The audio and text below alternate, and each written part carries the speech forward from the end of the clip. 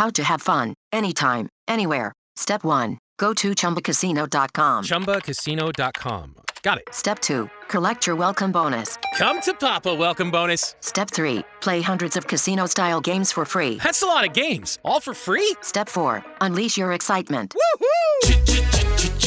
Chumba Casino has been delivering thrills for over a decade. So claim your free welcome bonus now and live the Chumba life. Visit ChumbaCasino.com. VGW Group. No purchase necessary. Void where prohibited by law. See terms and conditions. 18+. Boombox.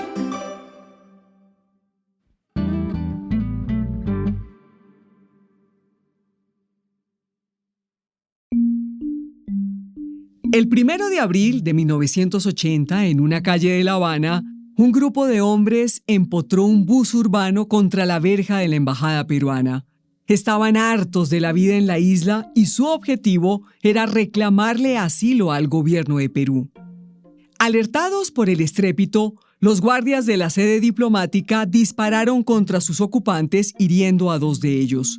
Uno de los guardias murió en la acción, pese a que nunca se esclareció de dónde provino la bala. Ni siquiera hubo certeza de que el grupo estuviera armado. En cualquier caso, aunque el gobierno cubano intentó llevarlos a prisión y acusarlos por la muerte del guardia, la embajada peruana lo impidió, otorgándoles asilo diplomático. Esa decisión provocó malestar en el gobierno de Cuba. Fidel Castro, en retaliación, ordenó la retirada de los guardias restantes del lugar. Con la embajada desguarnecida, cientos de cubanos empezaron a copar el lugar y a reclamar un tratamiento idéntico al del grupo inicial. La muchedumbre fue creciendo como una bola de nieve y solo 2 días después de la retirada de los guardias ya había 5.000 asilados. Para el domingo de Pascua, ese número se dobló a 10.000. Todos se refugiaban con el mismo objetivo: obtener asilo e irse del país. El hambre que se pasa aquí en este país y el maltrato que se le da a los niños, a las mujeres, a la población. Y por eso nos hemos refugiado aquí en esta embajada y pedimos que la embajada nos ayude para salir de aquí. Las frustraciones de muchos cubanos que venían fermentándose por años explotaron de manera estrepitosa en aquel abril.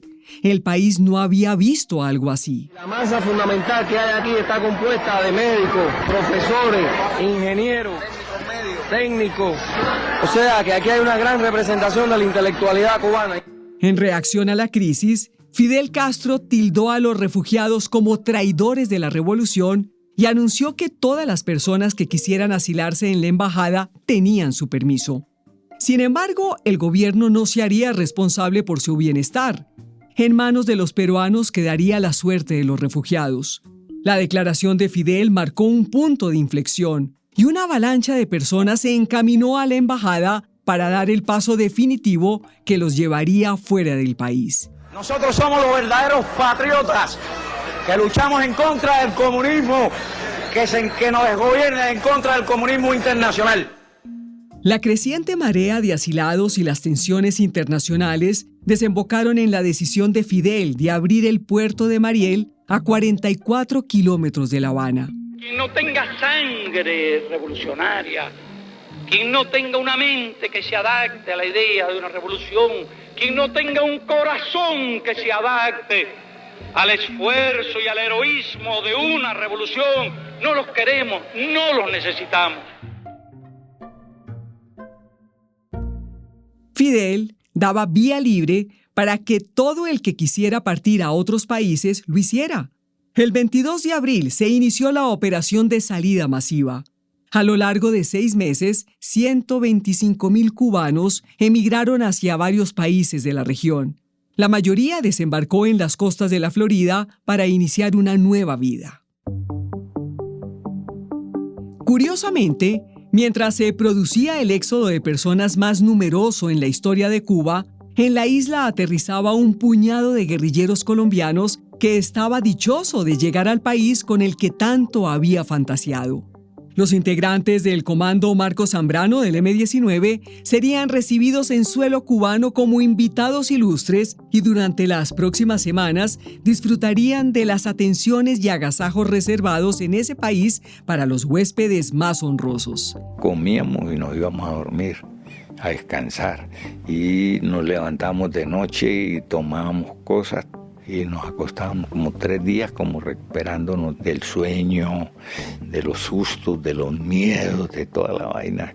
Sí, estuvimos como 3 días así, en un descanso como bobo, ¿no?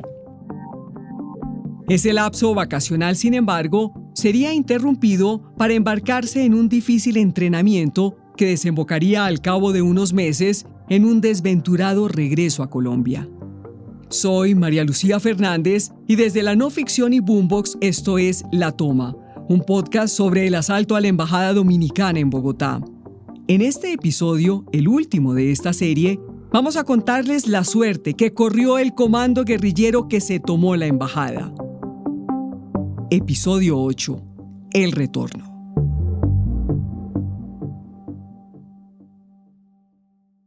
Olga Bear fue una de las periodistas que cubrió día a día los pormenores de la toma de la embajada. Pero ya en las jornadas finales, cuando parecía inminente que la crisis se resolvería de manera pacífica, decidió centrar su atención en el destino al que viajarían los guerrilleros y rehenes. Enterada del rumor de que ese lugar podía ser Cuba, Olga comenzó a moverse rápido para asegurar el mejor acceso a la noticia. Yo dije, no, hay que pegarse de estos tipos. Entonces, como que me acerqué mucho a la embajada cubana, iba allá con frecuencia, conversaba mucho con ellos. Por aquel entonces, Olga trabajaba como reportera política para un noticiero llamado Contrapunto. Por los temas que cubría, era ya una cara conocida para la diplomacia cubana en Bogotá. Y aprovechando esa familiaridad, pidió permiso a las autoridades de ese país para subir al avión que llevaría al grupo de la embajada. Sin embargo, a pesar de su insistencia, la autorización le fue negada. Barajando alternativas, pensó en armar una colecta entre varios medios y alquilar un vuelo privado hacia La Habana. Para ello, habló con Daniel Samper Pisano, columnista del diario El Tiempo, un fotógrafo estrella de la revista Cromos y otro periodista de Caracol Radio. Luego le planteó el tema a su jefe. Le dijo: dije, aquí tenemos que hacer un pool porque nos toca alquilar un avión. Y así lo hicimos. Entre nosotros lo conversamos y dijimos, vamos para esa. Tras el visto bueno de su jefe y luego de tramitar el permiso ante las autoridades cubanas, Olga y sus colegas quedaron a la espera de la confirmación sobre el destino. Todavía existía una probabilidad, aunque menor, de que llegaran, por ejemplo, a Argelia, Austria o Libia. Si es Austria o si es Argelia, nos jodimos. Vamos a llegar 2 días tarde. La urgencia de los periodistas por definir sus planes requirió que acudieran a una estrategia inusual. Y empezó la presión nuestra, a los diplomáticos cubanos para que negociaran que fuera Cuba. Que no se dejaran meter otro país por delante porque se nos jodía todo a nosotros. Por suerte, el día previo a la salida de la embajada, Olga recibió una llamada de un diplomático cubano. Me llamó el cónsul y me dijo, se van para el aeropuerto ya. Entonces yo le dije, ¿pero por qué? Me dijo, se van y allá nos vemos. A las carreras salió de la emisión nocturna del noticiero y se dirigió al aeropuerto junto a sus colegas. Llegamos al aeropuerto, allí estaba el cónsul cubano, nos entregó los pasaportes y dijo, efectivamente, la visa que tienen estampada no es de Austria, no es de Argelia, es de Cuba. Hasta ese momento nosotros no lo sabíamos, no, eso estábamos pero felices. Tenían que partir cuanto antes para alcanzar a dormir un poco y llegar a Cuba en las primeras horas de la mañana. Llegamos efectivamente como a las 5 de la mañana, 4 de la mañana, 5 de la mañana a La Habana. Y allí cuál dormir, cuál hotel, cuál qué, ir a un baño, echarse agua, echarse desodorante, cambiarse ropa y desayunar. Y empezar a contar las horas. En el aeropuerto José Martí, los 4 periodistas esperaban algún indicio de que el avión de rescate estaba cerca. Mientras mataban la espera tomando jarras de café cubano, Olga advirtió en la terminal un movimiento inusual del ejército. Por los pasillos llevaban unos palos y paquetes doblados hacia la pista de aterrizaje. Cuando empezamos a ver que se desplegaban las banderas, cuando vimos la bandera de México, una bandera de Estados Unidos en Cuba, la bandera de Israel, una bandera de Colombia, por supuesto, la bandera de Venezuela, y les dije, muchachos, aquí fue. A pocos metros de la pista, cerca al mediodía, Olga se preparó para transmitir la noticia. Ante las cámaras era difícil ocultar la alegría por ser una de las primeras testigos de la noticia. Empecé yo a transmitir. Aparece el comandante 1 Rosenberg Pavón haciendo la B de la victoria. Es el primero que desciende. También alzó la mano en este momento el embajador norteamericano Diego Asensio. Aparece el nuncio apostólico y delante de él está Ricardo Galán, el embajador mexicano. Olga continuó registrando el desembarque de los diplomáticos recién liberados. En la pista fueron recibidos con aplausos y algarabía. Los abrazos iban y venían entre un tumulto de más de 60 periodistas. A varios rehenes se les notaba un tufo a alcohol, pues habían bebido ron cubano durante las casi 4 horas de vuelo. A los guerrilleros, que hacían con sus manos la V de la victoria, se les veían los ojos alegres, aunque todos, a excepción de Rosenberg, tenían cubierta la mitad del rostro tras una pañoleta. Vestían las mismas sudaderas verdes con las que entraron a la embajada. En medio de muestras de afecto, rehenes y guerrilleros se despidieron. 8 de los 12 diplomáticos volverían en un vuelo hacia Bogotá y los 4 restantes viajarían a sus países desde el aeropuerto de La Habana. En este momento se despiden los rehenes y los guerrilleros, que seguramente nunca más volverán a verse por la situación creada. Mientras los embajadores esperaban sus vuelos de retorno, los guerrilleros del M-19 se quedaron en Cuba en medio de una multitud de periodistas ansiosos por entrevistarlos. Entre ellos, Olga Bear, que en algún momento alcanzó a llamar la atención de Rosenberg Pavón. Y le dije, Pavón, no se vayan a ir sin que yo los entreviste. Él le contestó con el pulgar en alto y luego de unos minutos, Olga se dirigió al personal de seguridad para asegurar su acceso a donde estaban los guerrilleros. Empecé a dar esa lucha y pues decían, es que no se sabe, es que ellos tal cosa, es que... Bueno, me daban 1000 disculpas cuando de pronto llegó alguien que evidentemente había estado adentro con ellos, la periodista Olga Bear y su camarógrafo, por favor, por aquí. Pavón había dicho, sin que la periodista venga, no me voy. Durante el trayecto hacia un céntrico hotel de la ciudad, donde los guerrilleros darían una rueda de prensa, Olga logró concretar su anhelado encuentro con el jefe del operativo. Tras la entrevista, cuyos detalles están borrados de su memoria, Olga permaneció unos días más en la isla para reportar el masivo éxodo de cubanos desde el puerto de Mariel. Pero antes de volcar su atención hacia esa otra noticia, tuvo la precaución de pedirle a uno de los embajadores próximo a embarcarse en el vuelo hacia Bogotá que llevara el cassette con la grabación de ese día. Y el embajador me dijo, con mucho gusto, yo se lo llevo. Entonces, el propio rehén llevó la noticia que fue emitida en el noticiero nuestro esa noche. Luego de las semanas vertiginosas de la embajada, los guerrilleros del comando tuvieron unos días tranquilos. En las cómodas casas que les prepararon los cubanos, se dedicaron a recuperar el sueño perdido. Ahí se nos vino el cansancio. O sea, unas vainas que allá estuvimos pilos 61 días y después el cuerpo te dice, me forzaste mucho, y entonces nosotros comíamos y nos íbamos a dormir, a descansar. Además de los largos ratos de descanso, en esos primeros días recibieron una importante visita. Fidel Castro quiso pasar personalmente a saludarlos. Para Rosenberg, la visita de Fidel era una confirmación de los logros conseguidos con la toma de la embajada. Él se puso a hacer una especie de parangón entre la toma que ellos hicieron al cuartel Moncada y la toma nuestra. Fidel parecía verse reflejado en la osadía de algunas de sus acciones. Lo hacían remontarse a esos años en los que él dirigía un comando de veinteañeros que soñaban con derrocar al dictador Fulgencio Batista. Él estaba sorprendido al ver la juventud de nosotros. El comandante tenía 32 años y que la mayoría de los compañeros eran de 25 años tal vez.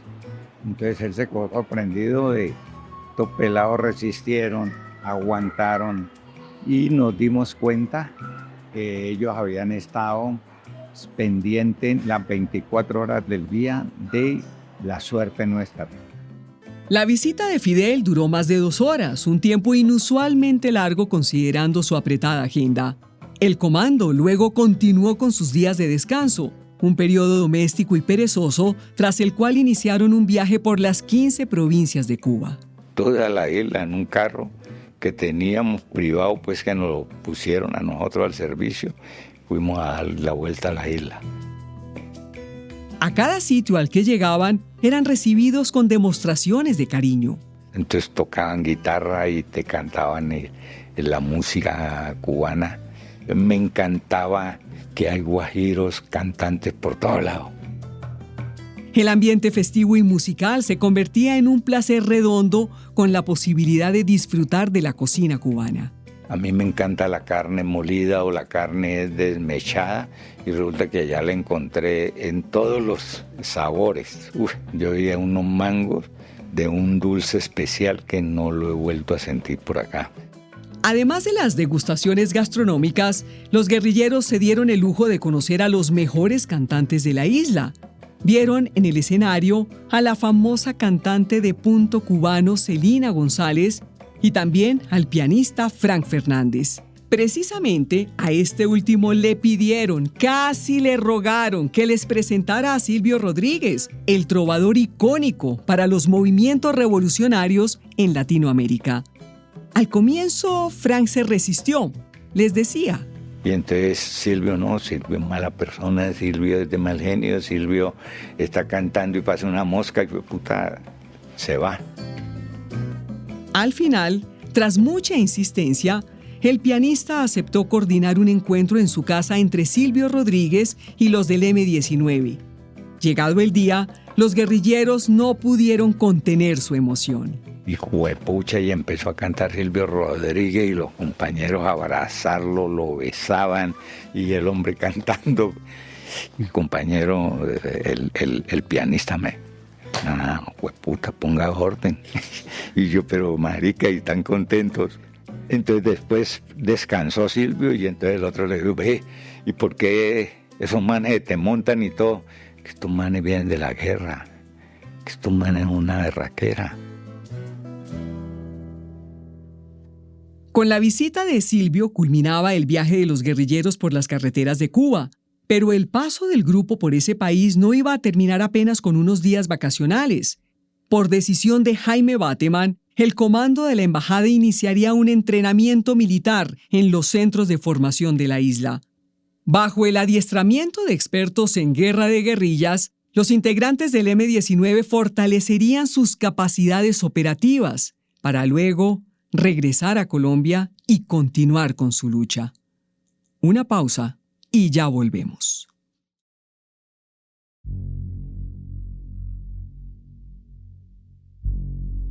La colaboración de Cuba con las guerrillas del continente se remonta a inicios de 1959, poco después del triunfo de la revolución. Pero esos lazos se volvieron más directos a partir de 1975 con la creación del Departamento América. Esta oficina del gobierno cubano centralizó las relaciones con organizaciones políticas de izquierda y movimientos guerrilleros de la región. A su vez, se encargaba de suministrar armas, fondos y coordinar las escuelas de entrenamiento guerrillero. Por ellas pasaron los tupamaros del Uruguay, los chilenos del MIR e incluso guerrilleros del ELN de Colombia. Para mediados de 1980, Jaime Bateman venía explorando con las autoridades cubanas la posibilidad de que sus cuadros militares se entrenaran en esos centros y finalmente, para octubre de ese año, logró concretar el ingreso de cerca de un centenar de miembros del M-19.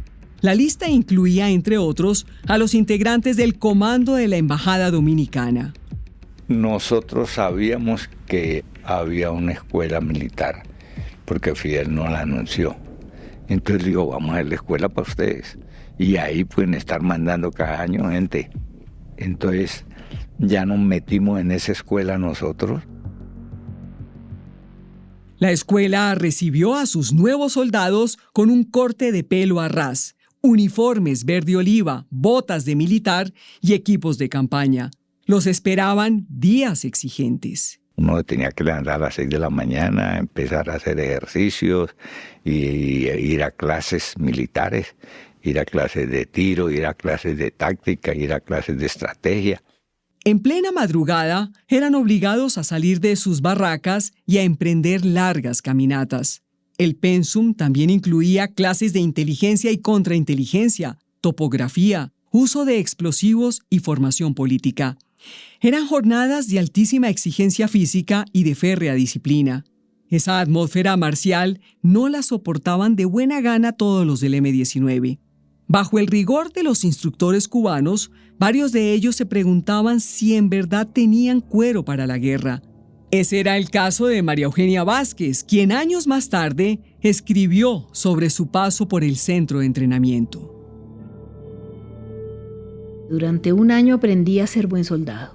Ejercité la táctica militar en maquetas de arena, con montañas enanas y armas de juguete. Endurecí mi cuerpo con una disciplina espartana y preparé mi espíritu para las contingencias de la guerra. Volví al mundo infantil y masculino de aceptar todos los desafíos. Aprendí a decir con firmeza, como ordene, a la orden, enseguida, con permiso. Todo eso me costó mucho. Obedecer no era propio de mi signo zodiacal.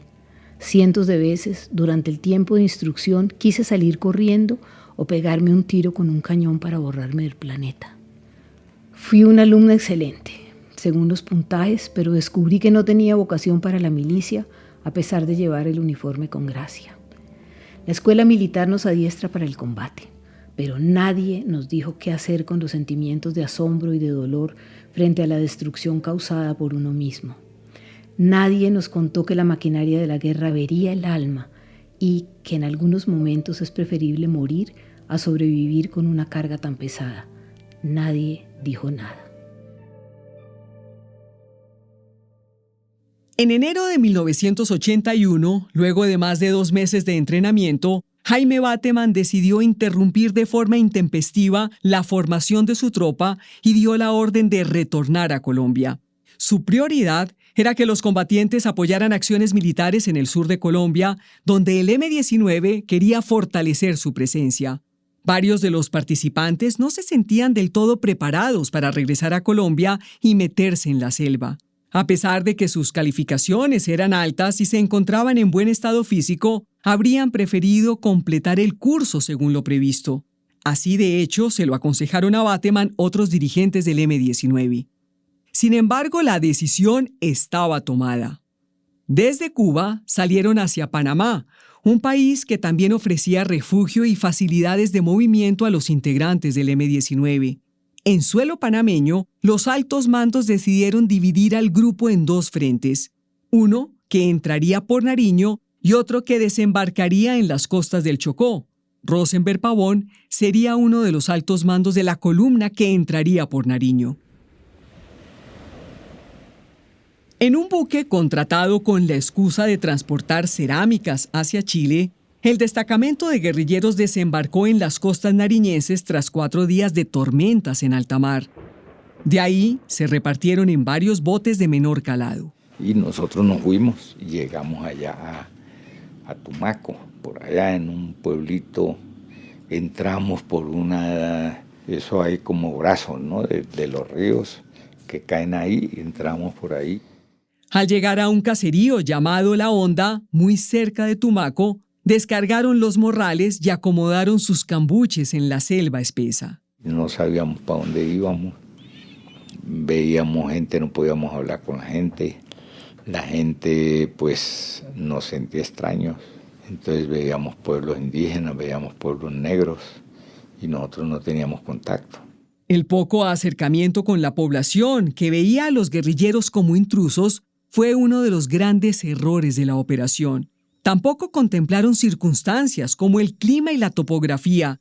Las condiciones controladas del campamento en Cuba se distanciaban del terreno selvático, húmedo y agreste del sur de Colombia. Los ríos se salen, que te toca que te acostaste a dormir y a las 8 de la noche hay que levantarse porque se está inundando todo y a las 10 de la noche te está dando el agua al cuello y uno tiene que pegarse al otro, ¿sí? Y romper todos los esquemas y uno no sabe para dónde va, está todo oscuro, ¿no? La locura y uno va bien pesado.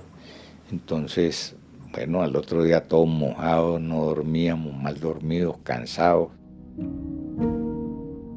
A las malas condiciones y al poco acercamiento con la población, se le sumó la cacería del ejército que les estaba pisando los talones. Ofreciendo recompensas, los militares consiguieron información valiosa sobre esa unidad guerrillera.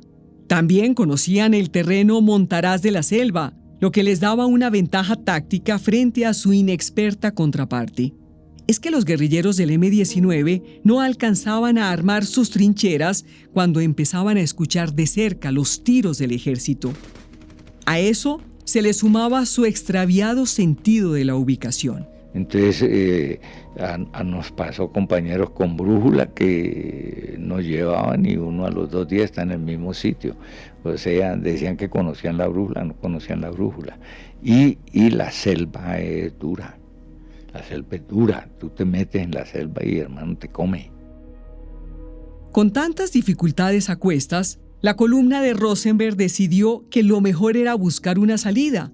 La frontera con Ecuador estaba a pocos kilómetros y podrían cruzarla para pedir protección política. El entonces presidente Jaime Roldós era percibido como progresista y no les parecía descabellado que les otorgase asilo. Con la ayuda de un indígena, se adentraron con más facilidad en la selva y pasaron a territorio ecuatoriano. Estando en suelo extranjero, pensaron que estaban blindados de un ataque del ejército colombiano. Rosenberg entonces salió desde la selva del Ecuador hasta la ciudad de San Lorenzo en la provincia de Esmeraldas. Quería hablar con las autoridades ecuatorianas e iniciar el trámite del asilo. Pero al poco tiempo, un batallón colombiano conformado por 150 hombres encontró al resto de la columna guerrillera e inició un tiroteo. Los guerrilleros, que pensaban que los disparos venían del ejército ecuatoriano, salieron a hablar en son de paz con la patrulla. Y los militares, sin perder tiempo ni considerar leyes de soberanía, capturaron a la columna. Pronto enviaron helicópteros para trasladarlos a una localidad cercana. Rosenberg, mientras tanto, llegó a San Lorenzo y entregó a las autoridades una solicitud de asilo político. Solicitamos asilo político ante el Ministerio de Relaciones Exteriores de este país. Esta petición la elevamos como producto de las circunstancias de ser perseguidos políticos del gobierno colombiano. Agradecemos la solidaridad del gobierno y el pueblo ecuatorianos y el buen trato hasta ahora recibido. Confiamos plenamente en la vigencia de los derechos humanos en este país. Firmado Rosenberg Pavón, Berta Marina Trujillo. Entregada la carta, Rosenberg volvió al sitio donde había dejado su columna, pero se encontró con la sorpresa de que ahora estaba rodeada por el ejército colombiano. Rosenberg fue entonces capturado y trasladado junto a sus compañeros a una casa naval en la ciudad de San Lorenzo. Allí los esperaban oficiales, suboficiales y especialistas en inteligencia colombianos. No estaban preparados, sin embargo, para el castigo despiadado de los militares. Y ahí nos amenazaban que nos iban a tirar al mar. Entonces prendían un helicóptero, nos amarraban y nos vendaban y nos subían al helicóptero. En tierra fueron amarrados a los árboles mientras las plagas de zancudos se los devoraban. Detrás de un alambrado que imitaba el aspecto de un campo de concentración, pasaron largas horas de intenso calor. 2 semanas más tarde, los capturados fueron conducidos a prisión y sometidos a consejos de guerra. De esa manera terminaba la Operación de Nariño, uno de los errores más costosos de los altos mandos del M-19 y uno de los golpes más fuertes asestados por el ejército a esa guerrilla. Además de Rosenberg, otros miembros del comando de la Embajada Dominicana caerían en esa redada, entre ellos María Eugenia Vázquez. Para el momento de su detención, ella ya no cargaba consigo la cápsula de cianuro, La había perdido en medio de un momento de tensión con el ejército. Ese extravío la obligó a afrontar la realidad. Se me cayó la pastilla de cianuro, mi cajita rosada. Y me sirvió perder el cianuro, porque cuando me detuvieron yo no tenía el cianuro y me tocó afrontar la realidad así de frente, sin seguro. Sobre las torturas que sufrió a manos del ejército prefiere no hablar. Dice que es mejor dejar esos recuerdos en un compartimento de la memoria que no visita. Una suerte igual o aún más desdichada correría el segundo frente, el que entró por la tupida selva del Chocó colombiano al occidente del país. Los compañeros del Chocó, pues uno lo que hace es llorar porque ustedes son los mismos errores o peores errores, pero los compañeros allá no le dieron tregua. Y a la absoluta mayoría de los compañeros los mataron, quedaron 3 o 4 vivos.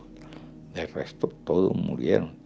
Y lo más triste es leyendo la historia de la Chiqui, que ella es una mujer con unas utopías hasta el último segundo. Después de la pausa, el destino que siguió el frente del Chocó y las huellas que dejó la Chiqui en el camino. La Chiqui, paréntesis, desde el primer día del desembarco empieza a escribir un diario. Me das 10 segundos y lo bajo. Vale. Estamos en la casa de Darío Villamizar, historiador del M-19 y biógrafo de Jaime Bateman. Animado por una de nuestras preguntas, Darío sube al segundo piso de su apartamento en el barrio La Macarena de Bogotá. Al volver, trae consigo un cuaderno anillado. Esta es una libreta de Ecopetrol, ahí está el sello. Y ella escribió Desembarco, Segunda Independencia, así lo llamó, a partir del 5 de febrero de 1981. Carmenza Londoño, alias La Chiqui, inició un diario desde el día en que desembarcó en las selvas del Chocó, al lado de un destacamento de 42 guerrilleros más. En su libreta registró los eventos que le ocurrían cada día a la columna Calarcá, como bautizaron al grupo. El recorrido que hizo ese cuaderno para llegar a manos de Darío tiene su historia. Se remonta a 1981, cuando un general del ejército llamado Hernando Díaz tenía como fin abatir a la columna recién creada por el M-19. Durante un operativo cerca al resguardo indígena de Alto Andágueda, en el oriente del Chocó, el batallón comandado por el general Díaz incautó una mochila que traía adentro una libreta. Era el diario de la Chiqui. Lo registraron en el inventario como un libro de cuentas y lo consideraron durante muchos años como un trofeo de guerra. El general Díaz conservó el diario en un sitio escondido de su casa, pero cuando murió en 1993 pasó a manos de su hijo Ricardo Díaz, también general retirado del ejército. Transcurrieron 27 años antes de que el diario viera la luz pública. En agosto de 2020, Ricardo visitó el hogar del entonces senador Gustavo Petro, quien en su juventud militó en el M-19. Allí le entregó el diario que había conservado su familia durante 4 décadas. Con el diario en su poder, Petro contactó a Darío Villamizar. Pues tuvimos una conversación virtual sobre esto, sobre el diario, sobre el propósito que yo estaba trabajando. Petro me lo entregó a mí, lo mandó. Cuando lo recibió, Darío leyó el diario 3 veces seguidas. Yo diría que es una letra de una estudiante de último año de colegio, ¿no? Es decir, hay una gran cantidad de anécdotas. No es un diario íntimo, es un diario político y muy cotidiano. En sus páginas encontró registros como este. 15 de febrero es un día hermoso, aparte de dedicarle el día a Camilo Torres Restrepo en la mañana y cantar el himno Amado en la mañana, como siempre. En la tarde, la escuadra Gonzalo Sepúlveda, que dirige Camilo, presenta un acto político en recuerdo a Camilo, bellas canciones y poesías, algunas de la inspiración de los compañeros. El compañero Helio declama una poesía muy linda dedicada a su mujer. El diario completaba la narración que estaba construyendo sobre los eventos posteriores a Cuba y confirmaba con lujo de detalle la línea del tiempo de lo ocurrido en el Chocó. En su bitácora, la Chiqui dejaba observaciones sobre las medidas de seguridad, anotaba leyes internas de la columna, realizaba diagnósticos sobre la convivencia del grupo y daba cuenta de los enfrentamientos con el ejército. Su tono era por lo general positivo. Se maravillaba con el paisaje montuno y disfrutaba de los espacios de convivencia con las poblaciones aledañas. Creía que el paso de la guerrilla era firme y se mostraba preocupada por el ambiente dentro del grupo. Pero leer el diario de la Chiqui es semejante a asistir al conteo regresivo de unos condenados a muerte. Hay algo terrible en seguir el rastro a las dificultades que una y otra vez sufría su columna guerrillera. Les faltaba alimento, no podían cocinar por la humedad del terreno, padecían enfermedades y pasaban noches enteras sin pegar el ojo. Estas circunstancias debilitaban su confianza. En una ocasión, la Chiqui anotaba, por ejemplo: todo el colectivo estuvo de acuerdo en repudiar el hurto de alimentos y en ejercer una vigilancia para descubrir al que estaba realizando dichos actos. En abril, 2 meses después del desembarco, la situación de la columna era crítica. La Chiqui registraba en su diario la deserción de varios guerrilleros y un hostigamiento cada vez más intenso del ejército. El zumbido de los helicópteros era permanente. En su entrada del 23 de abril, la Chiqui describió el acecho efectuado desde el aire. El enemigo, con sus bombardeos, pretende aterrorizar la población, pero lo que esto ha producido en la gente es exactamente lo contrario. Ya para nadie es un secreto nuestra presencia, y al llegar a los ranchos nos dicen que nos estaban esperando y como nunca nos ha sobrado la colaboración. 2 días después, el 25 de abril, el día amaneció más nublado que de costumbre.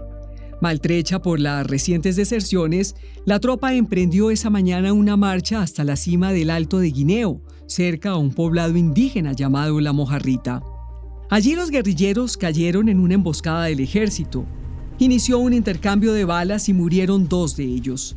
También hubo varias bajas del ejército. 1.500 metros después, durante la retirada, se desató otro combate en el que murieron otros 3 guerrilleros. Los militares los tenían rodeados, lo que ocasionó que los combatientes restantes se dispersaran. Algunos intentaron lanzarse por una pendiente, otros se quedaron fijos en el terreno para combatir y unos más fueron dando botes y saltos por toda la selva. La columna se rompió. Varios combatientes del M-19 murieron, incluida la Chiqui. Sin tener tiempo para enterrar a los muertos, los sobrevivientes tuvieron que pasar corriendo por encima de los cuerpos de sus compañeros para poder escapar.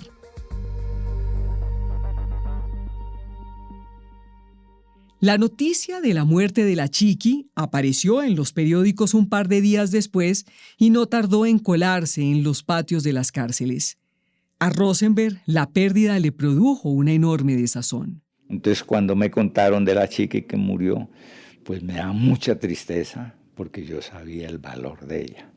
Y después un soldado nos mandó una grabación y nos contó que ella era una vieja berraca, que llegaron unos helicópteros a ametrallar y nosotros sabíamos cómo atacar los helicópteros. Los cubanos nos han enseñado unas técnicas, entonces ella tumbó un helicóptero y ahí jodió a un coronel. Entonces la orden que dieron era sin compasión con ese grupo que tumbó al coronel.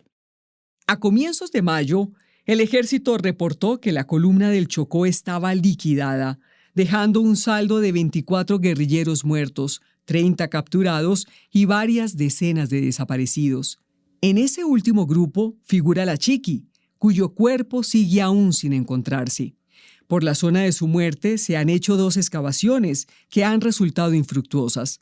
Todavía hoy, 4 décadas después, un grupo de excombatientes del M-19 sigue buscándola. Pero hay un grupo de compañeros buscando el cadáver de la Chiqui para traerlo, porque si eso, ella es un símbolo, es un símbolo. Quiero devolverme otra vez a la embajada, remontarme una última ocasión a esa reunión en la que Rosenberg le habló al grupo de rehenes del supuesto plan para atacar al comando. O sea, nosotros vemos que de alguna manera, o sea, morir en un año, en 2 años, cualquier día tenemos que morir, y el revolucionario en general muere joven. Difícil. No necesariamente. El revolucionario por lo general muere joven, le dice Rosenberg a los rehenes, y sin temblarle la voz, puntualiza que en cualquier momento, en un lapso de 1 a 2 años, él o alguno de sus compañeros puede morir. Esa visión trágica de la existencia resultaba acorde con el lema del operativo. Vencer o morir, como bien dice María Eugenia, no era nada diferente a una conciencia de inmolación. Precisamente, esa vocación de mártires seguiría haciéndole sombra a todos ellos tras su salida de la embajada y acabaría arrastrándolos al borde del abismo a jugarse la vida por su causa. Varios, como la Chiqui o como Alfredo, la expareja de María Eugenia, acabarían cumpliendo su destino de muerte. Y lo harían todavía en sus años juveniles, como bien auguraba el comandante 1. Pero tiene razón aquel rehén que en el audio controvierte a Rosenberg diciéndole, no necesariamente.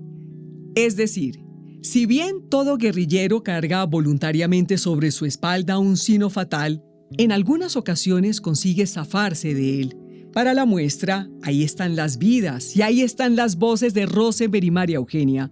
Los dos se beneficiaron de la ley de indulto promovida por el presidente Belisario Betancur en 1982. Tras su salida de la cárcel, siguieron ligados a la guerrilla, pero años más tarde, cada uno por diferentes caminos, abandonaría la lucha armada y se incorporaría a la vida civil. Los dos son de algún modo unos sobrevivientes que lograron eludir sus trágicos destinos, sus vidas, pero también su decisión de abandonar pacíficamente la embajada dominicana son una prueba de que nuestro destino no está irrevocablemente condenado a la violencia, no necesariamente.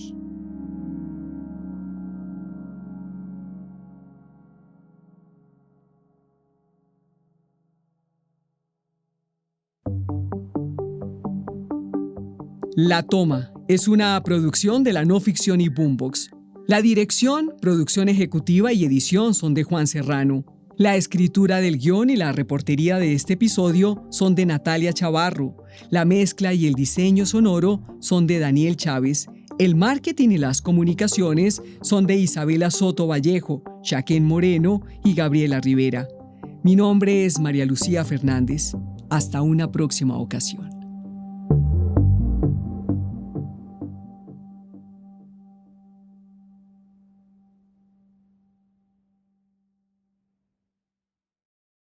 It is Ryan Seacrest here. There was a recent social media trend which consisted of flying on a plane with no music, no movies, no entertainment. But a better trend would be going to ChumbaCasino.com. It's like having a mini social casino in your pocket. Chumba Casino has over 100 online casino-style games, all absolutely free. It's the most fun you can have online and on a plane. So grab your free welcome bonus now at ChumbaCasino.com. Sponsored by Chumba Casino. No purchase necessary. VGW Group. Void where prohibited by law. 18 plus terms and conditions apply.